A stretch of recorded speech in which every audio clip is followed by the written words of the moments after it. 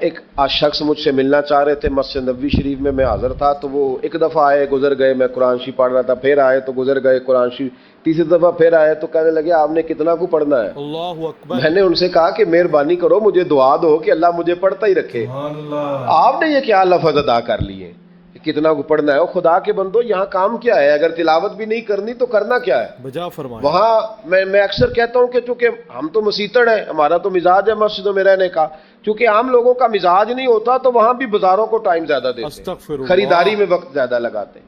اگر ہماری طبیعت مسجد میں بیٹھنے کی ہو، قرآن پاک پڑھنے کی ہو تو بڑا ذوق بن جائے۔ امام اعظم ابو حنیفہ رحمت اللہ امام اعظم رمضان شریف کے اندر 61 قرآن مجید پڑھا کرتے تھے۔ سبحان اللہ۔ کتنے؟ 60 اور ایک 61۔ ایک قرآن شریف دن میں پڑھتے، ایک رات کو پڑھتے، پورے دن میں قرآن مجید ختم کرتے، ایک رات کو۔ اور آپ فرماتے ہیں 61واں قرآن مجید وہ تھا جو میں تراویحوں میں سنا کرتا۔ 61 قرآن پاک آپ ہر رمضان میں پڑھا کرتے تھے۔ میری آپ سے گزارش ہے ایک سپارہ مسجد میں پڑھے رمضان میں، انشاءاللہ۔ ایک سپارہ گھر میں پڑھے۔ مسجد میں پڑھیں گے تو مسجد کا حق ادا ہوگا، اور گھر میں قرآن پاک کھول کے بیٹھیں گے تو بچے بھی آ کے پاس بیٹھ جائیں گے، سبحان اللہ۔ چھوٹے چھوٹے بچے۔ یہ کبھی تجربہ کرنا، یہ بخشش کا ذریعہ ہے۔ جب آپ بچوں کی ماں سویرے سویرے بڑا اچھا دوپٹہ لے کے اور مصلی بچھا کے اور قرآن مجید کی ریل رکھ کے اور پھر اس کو خوشبو لگا کے جب کھولتی ہے نا تو اس کی جو 2-2.5 سال کی بچی ہوتی ہے وہ بھی کہیں سے دوپٹہ ڈھونڈنے لگ جاتی ہے، سبحان اللہ۔ وہ بھی دوپٹہ لے کے آتی ہے اور دائیں بیٹھتی ہے۔ اس کا جو 4 سال کا بچہ ہوتا ہے نا، اگر ابا بیٹھا ہے اور 4 سال کا بچہ بھی کہیں سے ٹوپی ڈھونڈ کے لاتا ہے، اسے پڑھنا نہیں آتا لیکن وہ بھی آ کے نا سپارہ لے کے بیٹھ جاتا ہے۔ میں نے دیکھا ہے بچے تھوڑا تھوڑا ہلنے لگتے ہیں۔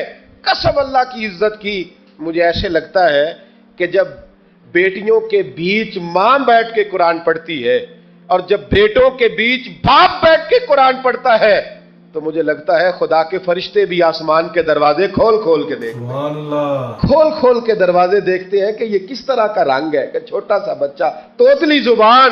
مجھے وہ حدیث پڑھ لینے دو جو امام جلال الدین سیوطی نے روایت لکھی ہے۔ فرمایا حضرت عیسیٰ علیہ السلام میں قبر کے پاس سے گزرے تو عذاب ہو رہا تھا، استغفر اللہ۔ چند گھنٹوں کے بعد گزرے تو وہیں رحمتوں کا نزول ہو رہا تھا۔ سبحان اللہ۔ حضرت عیسیٰ عرض کرنے لگے مولا میری مجال نہیں میں پوچھوں، چند گھنٹے پہلے یہاں عذاب تھا، اب یہیں کرم ہو رہا ہے۔ اللہ اب اس نے کوئی نیک عمل کیا تو ہے نہیں، قبر میں تو عمل ختم ہو جاتا ہے، بے شک۔ اتنا کرم کیسے؟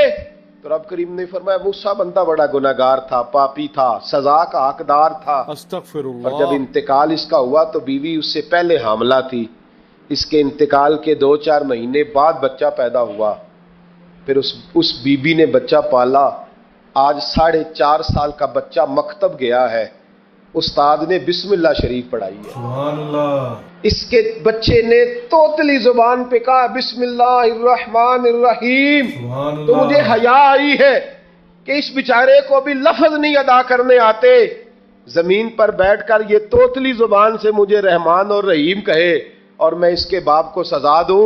بس بچے نے ایک دفعہ بسم اللہ پڑھی ہے، میں نے باپ کے سارے گناہ معاف فرما دیے۔ سبحان اللہ۔ مہربانی کرو، ایک سپارہ گھر میں، ایک سپارہ مسجد میں، یہ ضرور آپ نے روٹین بنانی ہے۔ مسجد میں پڑھیں گے تو مسجد کا حق ادا ہوگا، گھر میں پڑھیں گے تو بچے بھی پڑھیں گے۔ بے شک۔ اور تیسرا سپارہ وہ ہے جو آپ نے تراویح میں سننا ہے۔ سبحان اللہ۔ کتنے سپارے ہو گئے ایک دن میں؟ 3۔ تو رمضان میں کل کتنے ہو گئے؟ 3 قرآن پاک۔ سبحان اللہ۔ کتنے قرآن پاک جی؟ 3 قرآن مجید، ایک سپارہ دن میں، ایک رات میں، تو آپ کا 10 دن کے اندر انشاءاللہ قرآن پاک ختم ہو جائے گا۔ سبحان اللہ۔ کریں گے انشاءاللہ تعالی؟ یہ ذہن بنائے، یہ ذوق پیدا کرے، اور قرآن پاک کا ایک حرف پڑھے تو اللہ 10 نیکیاں دیتا ہے، اور رمضان شریف میں 70 گنا بڑھ جاتی ہے۔ سبحان اللہ۔ تو اب ذرا ضرب دے لو بات کہاں جائے گی؟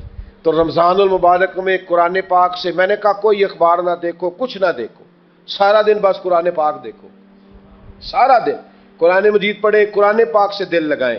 حضرت عبداللہ ابن مسعود رضی اللہ تعالیٰ عنہ فرماتے ہیں نبی پاک صلی اللہ علیہ وسلم نے مجھے بلا کے کہا مجھے قرآن پاک تو سنا۔ سبحان اللہ۔ میں نے کہا یا رسول اللہ آپ پہ نازل ہوا میں آپ کو سناؤں؟ تو فرمایا میرا دل کر رہا ہے میں تجھ سے سنوں۔ سبحان اللہ۔ حضور کو زیادہ آتا تھا نا، تو کبھی کبھی آپ سمجھ لیں کہ آپ کو زیادہ آتا ہے لیکن پھر بھی سامنے والے، میں اکثر کہتا ہوں مدرسے کے طلباء سے، میں کہتا ہوں آپ قاری اور حافظ تو ہو گئے ہو پر کبھی کسی اور سے بھی سنا کرو، کہا کرو سناؤ یار 2 آیتیں دل کر رہا ہے۔ حضرت ابی بن کعب رضی اللہ تعالیٰ عنہ کہتے ہیں نبی پاک تشریف لائے تو مجھے کہنے لگے ابی ادھر آ میں تجھے قرآن پاک سناؤں. سبحان اللہ. میں نے کہا یا رسول اللہ مجھے فرمایا مجھے اللہ نے حکم دیا ہے کہ میں تمہیں سناؤں. سبحان اللہ. حضرت ابی رو کے کہنے لگے یا رسول اللہ رب کریم نے میرا نام لیا ہے.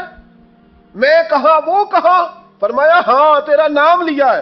رونے لگے کہنے لگے حضور پھر تو میں بڑا خوش نصیب ہوں, سنائیے میں سنتا ہوں. سبحان اللہ. تو حضور سننا بھی حضور کی سنت ہے, سنانا بھی نبی پاک کی سنت ہے. قرآن مجید کو سنیں. اور پھر یار دو کی بات ہے نا کہ پاسپورٹ کے دفتر تو میں 2.5 گھنٹے کھڑا رہوں, اللہ شناختی کارڈ کے لیے میں 1.25 گھنٹہ کھڑا رہوں, اور میں پہلی دفعہ سعودی عرب جاؤں تو امیگریشن کے لیے 2.5 گھنٹے بھی مجھے لائن میں لگنا پڑے تو میں لگا رہوں. دنیا داری کے لیے تو میں اتنا کھڑا رہوں اور تراویح کے لیے مجھے 1 گھنٹہ نہ کھڑا ہوا جائے, استغفر اللہ. میں بہانے کرتا پھروں.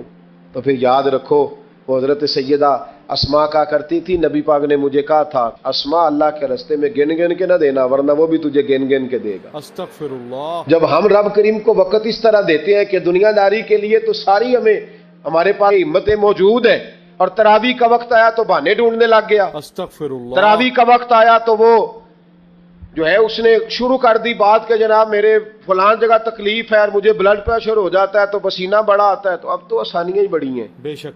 صحابہ کہتے جب ہم مسجد نبی میں نماز پڑھنے جاتے تھے بارش ہوتی تھی تو مسجد میں پانی کھڑا ہوتا تھا, کیچڑ کھڑا بن جاتا تھا, تو ہم اپنی جھولیوں میں خشک مٹی ڈال کے لے جاتے تھے, اپنی اپنی جگہ بچھا لیتے مٹی, اور پھر ہم نماز پڑھتے تو ہمارے پیشانیوں پر بھی مٹی لگ جاتی. تو ایک صحابی جھاڑ رہے تھے تو نبی پاک نے فرمایا نہ جھاڑ, جب تک چہرے پہ رہے گی فرشتے درود بھیجتے رہیں گے. سبحان اللہ. اب تو ایسی لگے ہوئے مسجد میں پھر بھی تو تراویح نہیں پڑھتا. استغفر تو اللہ. ایک تو عبادت کو ٹائم دیں, دوسرا قرآن مجید زیادہ سے زیادہ پڑھیں, رمضان میں انشاءاللہ زیادہ سے زیادہ پڑھیں, مسجدوں میں ٹائم دیں. مجھے دکھ ہوتا ہے جب رمضان میں بھی نماز کے بعد مسجد کو تالا لگتا ہے. اگر ہم سارے آئیں مسجدوں میں, ہم رمضان شریف کے اندر وقت دیں, جس کے پاس ٹائم ہو وہ آ کے بیٹھ جائے قرآن مجید کھول لے, تو میرا خیال ہے کہ مسجدیں بھی ہمیں دعا دیں گی بجا کہ فرمائے. دیکھو ہر وقت انہوں نے میرے اندر تلاوت کی. ایک اور بات بھی عرض کرنی ہے, یہ مجھے کہا گیا ہے میری اپنی طرف سے نہیں, یہ مجھے رکا دیا گیا ہے. کہہ دوں پکے نمازی ناراض تو نہیں ہو جائیں گے؟ استغفر جو اللہ. پکے نمازی ہیں مسجدوں کے وہ میرے ساتھ وعدہ کریں ناراض تو نہیں ہو جائیں گے؟ نہیں تسی نہیں بول دے تسا ہو جانا. پکے بول دے نہیں پے, پکے کور دینے پے. پکے نمازی, یہ پکے نمازیوں سے بات, ناراض تو نہیں ہو جائیں گے؟ بول کے بتائیں انشاءاللہ کہیں. کچے نمازیوں کو شکوہ ہے کہ پکے نمازی رمضان میں ہمیں گھورتے ہیں. استغفر اللہ. روکے دیے مجھے انہوں نے, کہتے ہیں پکے نمازی, کہتے ہیں فصلی بٹیرے آ گئے. استغفر اللہ. یہ زیادتی ہے, یہ ظلم ہے. آپ پکے نمازی ہیں تو مہربانی کریں, آپ وہ جو آپ نے صاف لاٹ کرائی ہے نا اپنے نام پکی, کہ ایتھے میں بھینا روز تو کتوں آ گیا, یہ چھوڑ دیں آپ مہربانی کریں. یہ اللہ کا گھر ہے, بجا فرمائے. یہ کسی کے نام رجسٹری ہو سکتی. جو آیا ہے نا بیچارہ, چلو کبھی کبھی صحیح, مہربانی کریں اس کو ٹائم دیں, بیٹھنے دیں, کچھ نہیں ہونے لگا. اور جب وہ آئے نا تو دعا کریں, جب اس کو دیکھیں تو کہ یا اللہ یہ آیا ہے تو ہمیشہ آتا ہی رہے. بجا فرمائے. اس کو دعا دیں مہربان. بچے شکوہ کرتے ہیں, کہتے ہیں پکے نمازی سانس نہیں لینے دیتے مسجد میں. اور ایک بات اور, یہ حضرت علی کا قول ہے, اس کو دل کی تختی پہ لکھ لینا, دل کی تختی پہ شیر خدا کی شیروں جیسی باتیں. سبحان اللہ. حضرت مولا علی شیر خدا فرمایا کرتے تھے وہ نیکی کرنے والا اچھا نہیں جو نیکی کر کے اکڑ جاتا ہے استغفر اللہ. اور دوسروں کو گناہگار سمجھتا ہے, وہ نیکوکار اچھا نہیں. فرمایا کرتے تھے اس سے وہ گناہگار اچھا ہے جو گناہ کر کے کم از کم شرمندہ تو ہوتا ہے نا. بجا فرمایا. فرماتے ہیں جو گناہ کر کے شرمندہ ہو وہ زیادہ اچھا ہے اس سے جو نیکی کر کے اکڑ جائے. سبحان اللہ. تو تھوڑی سی نیکی کر کے پرہیزگاری کر کے ساری دنیا کو گناہگار سمجھنے لگ جانا, یہ تو بت پیدا کر لیا ہے تو نے اپنے اندر. اس بت کو توڑ دے, پتہ نہیں کون کب آئے اور اللہ کا ولی بن جائے. بے شک. کوئی آیا لے کے چلا گیا, کوئی عمر بھر بھی نہ پا سکا. میرے مولا تجھ سے گلا نہیں, یہ تو اپنا اپنا نصیب ہے. سبحان اللہ. تو مہربانی کریں پکے نمازی, تھوڑی شفقت کریں. یہ میں سب سے نہیں کہہ رہا, جو گھورتے ہیں صرف ان سے کہہ رہا ہوں. کچھ پکے نمازی ہیں تو الحمدللہ دل کے بھی بڑے پکے, سبحان اللہ. سوچ کے بھی بڑے پکے, اچھے ہیں, خوبصورت لوگ. لیکن کچھ ایسے لوگ ہیں, ہمارے شہر کے ایک ڈاکٹر صاحب ہیں, میں نے کہا آپ نماز مسجد میں پڑھا کریں. ماشاءاللہ. ان کی عمر کافی زیادہ ہو گئی ہے, تو کہتے ہیں حضرت میں پڑھوں گا انشاءاللہ. ان کو میں نے دوائی لینے گیا تو وہاں بھی میں نے بات شروع کر دی. میں نے کہا آپ مہربانی کریں، کہتے میں آؤں گا۔ کچھ دنوں کے بعد میں نے اس مسجد میں نماز پڑھی اور خاص کر کے پڑھی کہ یہ ٹائم ہے۔ میں نے فون کیا کہ ڈاکٹر صاحب آپ نظر نہیں آئے، تو کہتے ہیں سب ناراض نہ ہو جان۔ نمازی مجھے کہتے تھے خیر ہے ڈاکٹر صاحب، کہیں غلط جگہ تبادلہ تو نہیں ہو گیا، استغفر کوئی اللہ مصیبت تو نہیں آ گئی؟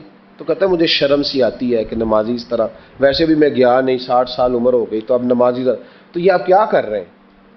ہم کوئی اللہ کی رحمت کے منشی ہیں توبہ استغفر اللہ کہ ہم سے پوچھ کے وہ دے گا جس کو دے گا؟ کیا کرتے ہو؟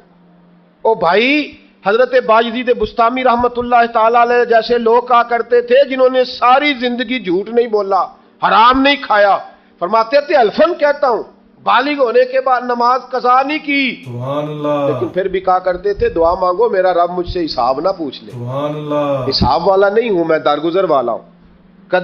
عدل کرے تے تھر تھر کمبن اچیاں شانہ والے، یہ تو فضل کرے تے بخشے جاون میرے جے منہ کالے۔ اللہ تو مہربانی کرے آگے چلیں، رمضان شریف میں سخاوت کرنی ہے۔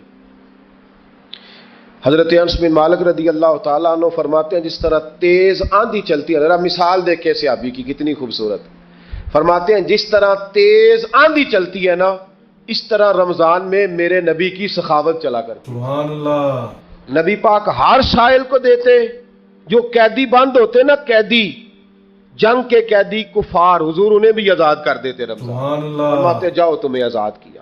سخاوت کریں، اور میرا مشورہ ہے اس دفعہ غریبوں سے غریب سخاوت کریں۔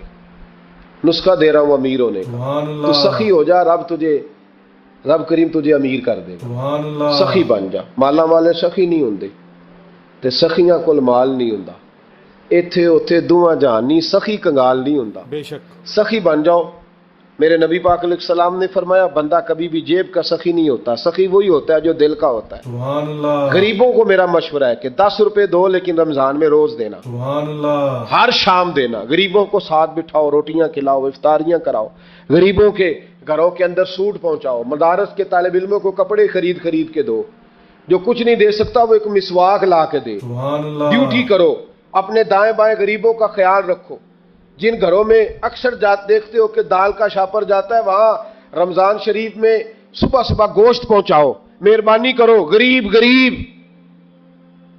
امیر تو کسی کو تب دے گا جب اس نے ووٹ لینے ہوں گے، وہ تو وہاں زکوٰۃ دے گا جہاں سے اسے پتا ہوگا کہ میری تعریف اچھی ہوگی، بجا فرمایا وہ تو مسجد میں اس وقت خرچ کرے گا جب اس کا نام بار بورڈ پہ لکھا جائے گا۔ استغفر غریبوں، اللہ تم نے ظلم کیا ہے، اگر تم اپنی 4 غریب بھائی مل کے ایک غریبنی بہن کا خیال رکھتے تو اس غریبنی کو محلے کے چودھری کے پاس نہ جانا پڑتا۔ اللہ اگر 4 غریب بھائی ایک غریب بھائی کا خیال کر لیتے، تھوڑے تھوڑے جو صاحب حیثیت تھے، تو وہ مجبور نہ ہوتا۔ بجا فرمایا مہربانی کرو۔